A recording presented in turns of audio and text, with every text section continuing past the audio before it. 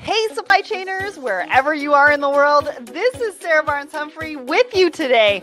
Are you ready? Let's talk supply chain.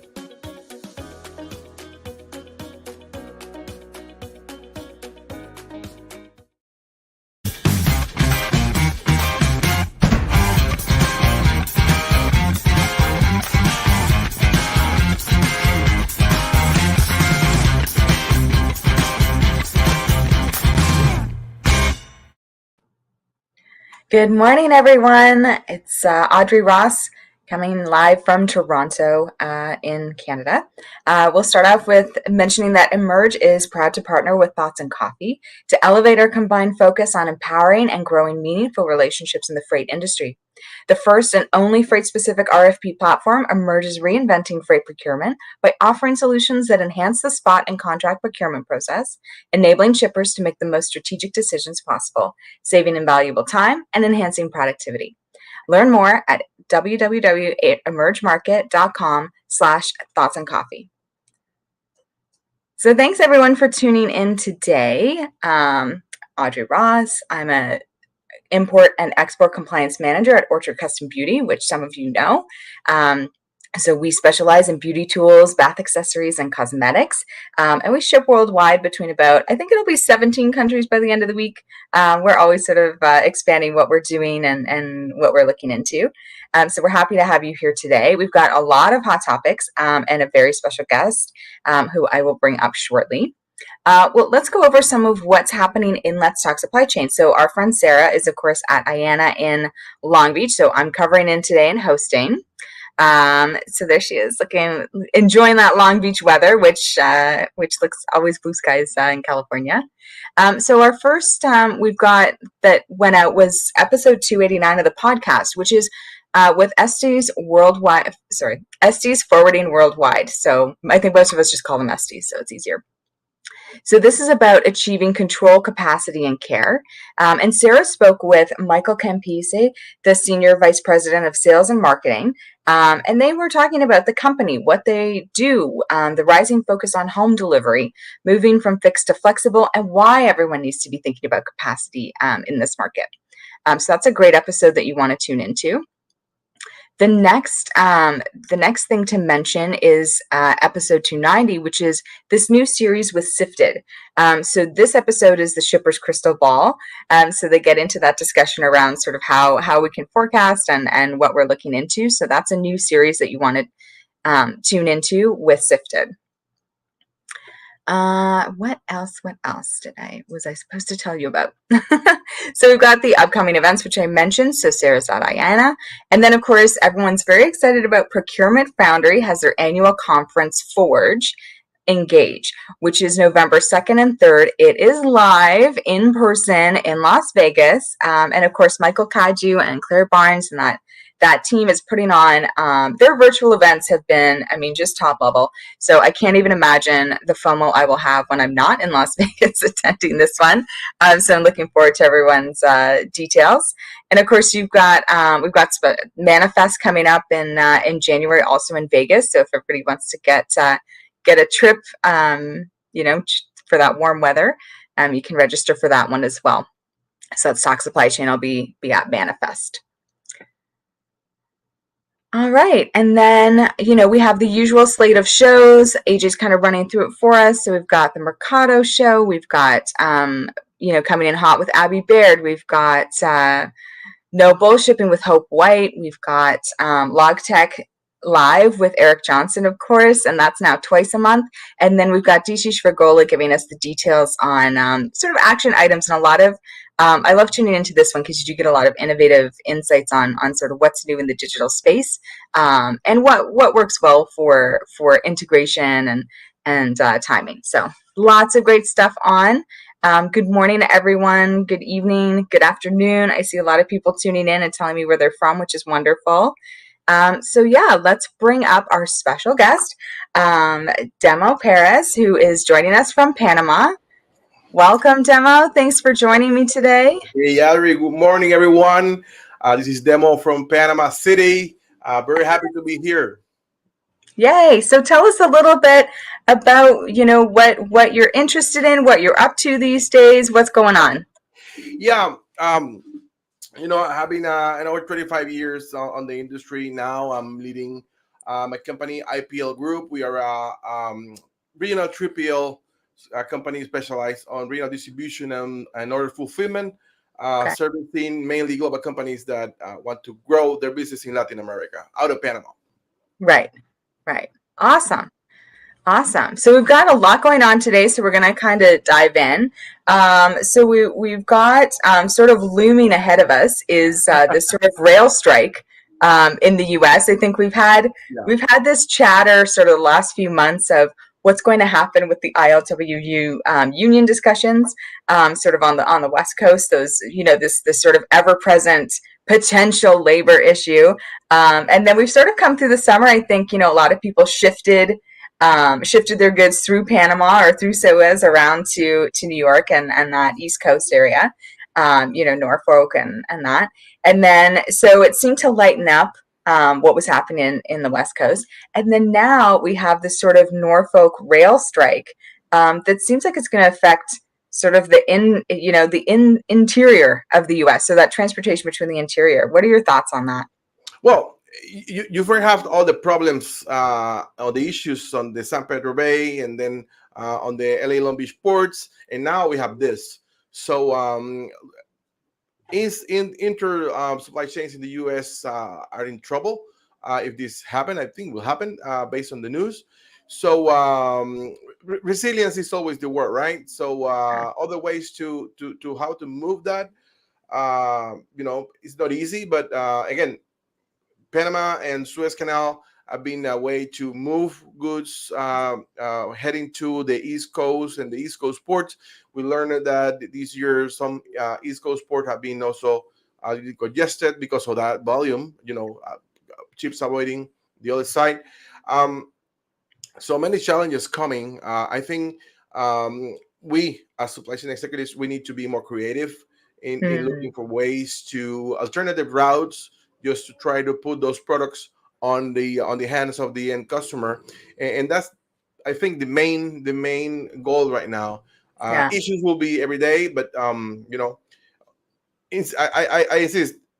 In that particular in the US, it's not easy to fix because it's huge volume, but there are certainly some options. Right, and this is the thing. It's where possible, trying to be ahead of these things, like keeping yourself aware, where we sort of follow things, like coming on Thoughts and Coffee for the articles, what we see on LinkedIn from some of the sort of supply chain leaders, like including yourself, like posting, sort of what's happening in our community or in our market, I think can help, shippers for sure, and freight forwarders and all the sort of subsequent industries kind of keep an eye on what's happening. But it is going to be, if it carries on a long time, I think it'll have a significant impact. And you almost wonder if people are using this sort of time period as it's very advantageous, because there is so much stress in this chain. It's sort of a very advantageous time to sort of push what your agenda might be, or what your goals might be, because people really are trying to avoid disruptions at all costs. And so what does all costs mean? So I think we'll find out. So yeah, it's always exciting, right? Yeah. This, it's, we have to say it's fun because since 2020, every other week we have something new, and that put us, in trouble. But in some way, we keep saying that now everybody understands how important it is. Having a healthy supply chain and having alternative routes. You cannot put all your eggs in one basket now more than ever. And so I think the only good thing on all this, right? Right. I think it's true, and it sets us up well for, there's a lot of talk, and we're starting to see more and more incidences of sort of extreme climate events or extreme weather events, where we've had these floods in Pakistan. We're having fires. Of course, we have a lot of fires that happen in sort of on the West Coast in the U.S. Here in Canada, we're having some significant fires as well. And so as we're sort of going through these, those are going to be, unfortunately, probably expected disruptions that are things that we're going to have to work around. So by doing this sort of mindfulness now, and I think that leads us well into Let's Talk Supply Chain has their question of the week every week. So that goes up usually on Wednesdays. And it's so the question this week is, what's one thing you think we need to work on for supply chains in 2030? So we've got a couple of, design in the supply chain, like actually like thinking about what we're doing. What's work on the supply chain allotment. So that's about the capacity. That's a big conversation in the last couple of weeks. Building effective networks, right? Maybe expanding. That's something I had to do, is sort of expand out to some different partners to just be able to have that reach. So what's something that you think? Is it one of those, or is it sort of other? Well, we should talk. Actually, my vote was on the network one, building effective network, and that specifically, in my point of view, is for having those networks, you need to be connected. And one of the main issues we have on the industry is the data. We cannot be connected if we cannot share effectively the data, and that leads us to try to have the data in the most standardized way possible. That's the main problem I see every day. From the data master products information, from the movement to the chips. Now we have a lot of technology, but the real thing is that all that technology cannot be used fully because we cannot just get connected to it. We cannot just share the available information because it's a different formats, different ways. I was pretty amazed last week when Sarah was interviewing Laura Cecile, which is one of the best. And they were talking about Excel spreadsheets, right? And that hit the point directly. We still are loving Excel spreadsheets, and the reason why is because we can manipulate it. And that's the worst thing that had happened in the industry, because everyone that get that file can touch it, can move it, can change, can colors, columns, you would add in things like, and that's a huge problem at the end. Right? And this is, it seems like a silly thing, but it's not. It's really, really hard and complex. And when you try to, for example, when we get those files in my business, when we get those files, we try to upload in the WMS systems or TMS, it's a huge problem, because the coding hours we spend just trying to clean up those files is huge. And it's always is not, you cannot trust that, because again, that was manipulated somehow. So it's a great challenge we have. And in order to have those networks pretty well connected, we need to work on the data and the way we manage that. And I don't know if it's a crusade or someone need to lead it, but that's the main problem from my point of view. And it's like it's a complex problem, because it's internally in your own company. We don't finance supply chain. We still have those silos where we think, because we use the data differently, that it needs to be custom, right? And you're like, no, we just need to all agree on the same thing. And then it becomes industry wide. So internally we're having these, like, I'm going to call it this, I'm going to add this color, I'm going to add this data point. And then that gets externalized as well, where we have companies who are like, well, if I'm in Toronto, I'm going to call it this.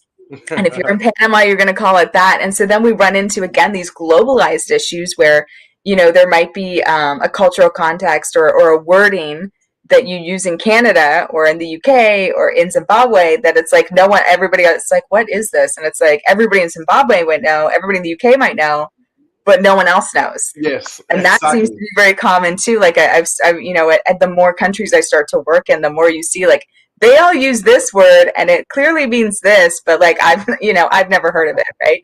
Australia has lodging, their customs, and we have like declaring, and you're like, it's the same, but we all chose like a different, so how can we streamline this into making it easier, right?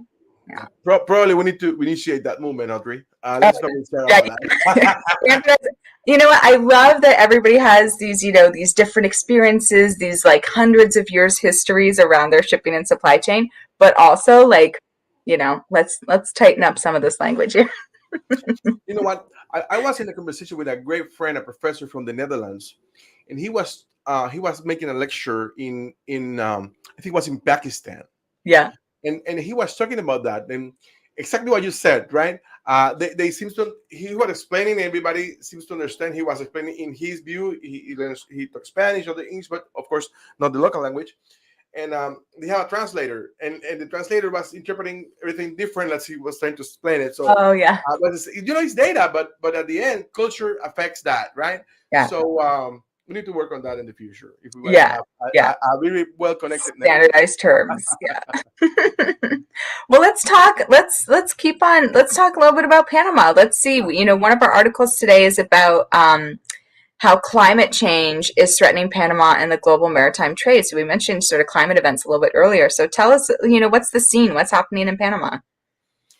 Well, Panama doesn't is not affected. It doesn't affected by every other country by the climate change, and that's a Mm-hmm. reality. I was making some research, and back in 2019, we had 20% less rainfall than in the previous years. That was a lot. So important measures had to be taken by the administration of the canal in order to, the canal works with water. No water, no canal, right? This is and the canal, of course, is the backbone of the logistics system in Panama. So fresh water is like oil for us, right? Right. So the canal had to make some measures, not even just adding controls and all that, but they stopped doing some generating electricity from the waters of the canal just to keep more water on that. Fortunately, 2020, 2021 have been important years in terms of business for the canal. More, due to the pandemic, COVID, whatever, traffic have increased. So the business itself is going so well. Yeah. Every year have been better than the other, but we still have the challenge of the climate, and Right. we rely on those rainfalls. The canal have been working on reforestation programs and trying to Okay. do some agricultural projects without affecting, like, for example, it's a beautiful project for having coffee plantations in the rivers of the canal. So Oh, it's a okay. yeah, because there are some shades. Yeah. So we got the weather, and coffee plantations don't doesn't affect that much as other kind Right. of agricultural production. So it's pretty cool, and the coffee is very delicious. Good. It's and it's pretty interesting. But again, the main threat will be not having enough rainfall, and stop deforestation, stop illegal procedures like that. Try to keep the rainforest as big as we can, because again, if something happened, Panama probably won't be the most affected. The global commerce will be the most affected. So Yeah. we need to take decisions, thinking always in global commerce. Remember, over 6% or 7% is used in the Panama Canal. So that's a huge number if you multiply by the population that receives products and all that. Yeah. Yeah. It's such a distinct corridor that we all really rely on. I mean, these routes, it's been open since, the early, like 1904, 1906. It's a long time to be sort of, oh yeah, just gonna come through here. And then all of a sudden, if we can't maintain some of these initiatives like the reforestation, these sort of innovative ideas like, oh, what's another kind of crop that we can put in, then yeah, we're gonna sort of lose this thing that sort of everyone relied on this Yeah. route. And has had a lot of infrastructure and build up, invested in it. So that's good to hear that there's sort of these sort of like that innovative idea, right? Like what can we sort of put in here that will coexist well with the other thing that we're doing? And these Yes. are the fun solutions, right? And I love that it's coffee because of course we're on thoughts and coffee, but Yeah, it is. It is. yeah, yeah. But it's I think it's all of us trying to keep that up. And then what's something else that's sort of maybe on the horizon for the canal? Is it, I know we've started to see the mega ships kind of come through. Are we sort of seeing more of that, or is it adjusting in any way? Well, currently, the demand for the service of a canal is growing, Right. as we mentioned before, for all what is going on in the world, and having the alternative route, the all water route from Asia to East Coast. Right. It's valuable. The number of transit is increasing. Again, the Panama Canal business is growing. Yeah. Um, and the reality is that this year the tolls had increased also. Okay. Fair. um, but shipping lines doesn't complain because they are making tons of money, so they I don't know. care. I gave them a lot of money this year, so They they should don't be care. fine. They have a lot. So yeah, but uh all part of this additional money is coming is need to be sent to maintenance and to these projects Right. Right. to keep. Right. We are still not making transit 24/7, even though the new canal, the expanded canal, have the lighting capacity for doing it, but for Okay. safety reasons, the pilots doesn't like to do it for safety. Again, the illumination system they had is, it's like daylight. I think that something needs to come if the volumes comes in the way that we're seeing, probably in the last year.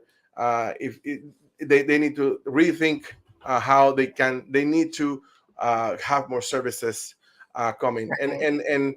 and it's on plan, building a fourth, um, sorry, a third set of blocks, but probably that won't happen. Yeah. The size of ships probably will keep as they are. Yeah. Mega chips probably will be using Suez Canal or internal Asia, Europe, but probably not from here. Yeah. I love it. Well, let's look at while we're sort of talking about deforestation, we're talking about sustainability. Let's jump to we've got an article around Sprite and the Coca-Cola company switching Sprite bottles from green to clear bottles. So it looks like this is going to be a boost for recycling, Yeah. changing the color. What did you think about this one? These kind of shifts in plastics and This is great because whatever initiative we can do to promote more recycling and moving into circular economy yeah, will be good for all of us. It's not a secret. Everywhere you go, you can see tons of plastic bottles everywhere, in the rivers, in the sea, everywhere. So we need to find ways to make this easier as possible. And, yeah, and the color on the bottles is mainly for marketing, right? yeah, So we don't care what the color of the bottle is.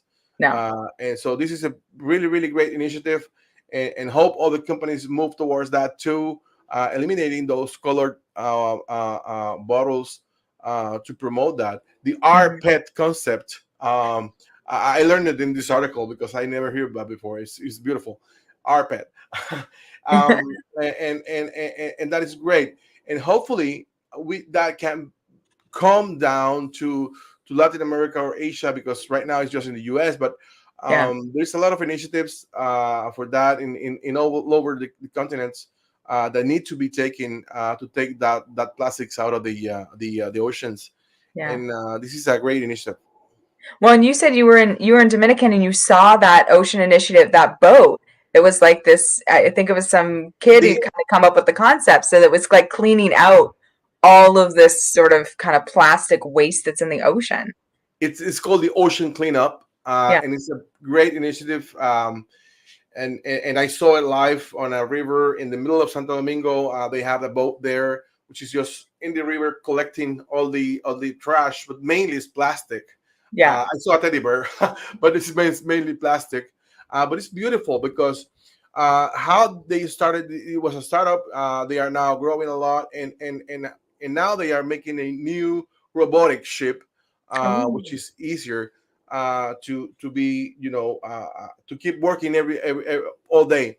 So right, hopefully right. they can get enough fundings to move that to other countries, because it's pretty cool.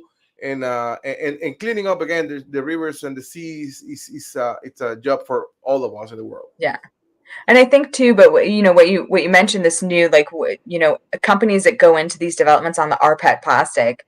So Orchard is one of them where we've been looking. Our parent company has been doing a lot of innovation on just reducing, in the tubes and bottles that we use, either reducing the amount of cap because it just takes up a lot of space and it's not vital to the product, Yes. or transitioning to rPET where possible, or different exterior paper.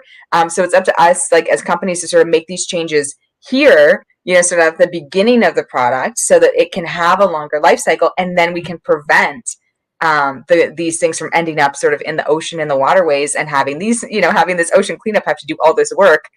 So it's sort of time for the rest of us to sort of really accelerate on any of those plans that we had, for sure. Yeah, So yeah. at the source, yeah. And creating those procedures and methods to take these smaller quantities of plastic now generating and put it into the economy. That's the Yeah. big challenge. And I was reading a book these days, and how it's still hard to get funds for that. So Yeah. we still need to work on create more awareness of the need of because environmental startups are still struggling on this. So we need Yeah. to do more on that. Yeah. Well, we've only got a few minutes left because this is what happens. The show's so busy. So we'll touch quickly on one of our articles was around an inland port in the middle of the Mojave Desert outside of sort of in California. So I think I pulled this article because we've got a great inland port in Alberta, into just outside, I think, of Calgary, probably to the south. And so it pulls those goods in from the port of Vancouver inland, a whole province, right? A whole, it's probably a 6-8 hour drive. And then it's sort of the port is designed for the rail to move into this, offload, reload, and then head out. And so I think that's the plan for this in California as well. Pull those goods away from the busyness and congestion, and everyone. There's people who live, very nicely in Long Beach and Los Angeles, and it's like, pull some of that industry sort of inside. So what are your thoughts on that? Well, it's a great initiative because they need to clear somehow all the those complex area that it's full of containers all over, and they can do that. And again, most of the cargo that is arriving on LA Long Beach, let's say, is not going to that region. It's going to center or to East Coast, and doing that probably will help a lot on we all know that there's lack of drivers and trucks, so that will help a lot on that problem, and to move those containers out of the city, of the area of LA. That will help a lot. If you go there, I was recently there, and it's incredible how that packed is. So they need to clear that up. Yeah, I love it. All right, well, we'll take a last minute for business cards. Are you still doing paper business cards? Are you going to a QR code? I've been doing, LinkedIn has, like, you can hover your phone and do a QR transfer with your LinkedIn profile. So I've done that at a couple of events because of my title change, and I didn't get new business cards. But what are they done? What do you think? To be honest, when we started IPL, we never print a business card. We just, this year, a couple of months ago, we printed for the first time because we were needing some. But we don't, you don't use it anymore. You just scan it and go to LinkedIn or the QR code, and that's it. That's a waste. So we did it because we made it because we need it for something very particular, but we really don't like to use it. Yeah, I think we're more mindful about it, where, like, maybe there's certain cultures or certain businesses, or certain types, like when you're dealing sometimes with the government, like they want to see this sort of business card thing. But I think for most of us, we've got the phone in hand, and it's like, oh, what's your name? Where's your LinkedIn profile? Or I know how to do the QR code thing on LinkedIn, so let's share. So I think, as we talk about the sustainability, these little shifts, and it was so common to, like, oh, here's my business card, and then you're like, then you don't remember the person, or you'd be taking notes in pen on, like, the card of who they were, and so. It's easier with LinkedIn. We are all LinkedIn. But Yeah. as you said, government officers, special cultures, you need to do it for a very specific reason. But I hope we can get rid of it in sometime soon. Yeah, I love it. Demo, thank you so much for being on the show today. It's always so good. Like, I could talk to you for just hours. It's so great to have you here and hear your insights and your knowledge around, what you're doing in your business and then what's happening sort of for us because we know that there's the Panama Canal, but you're sort of right in front of it, which is just very exciting. So thanks for joining us today. Thank you for having me. And it was nice to take the Sarah's sit today. And if you are going to Edge next week, shout out. I will be there. So let's talk supply chain over there too. Yes, everybody, if you're heading to Edge, go say hi to Demo. Thanks everyone for sort of tuning in. We'll be back next week talking more articles, and have a wonderful rest of the day.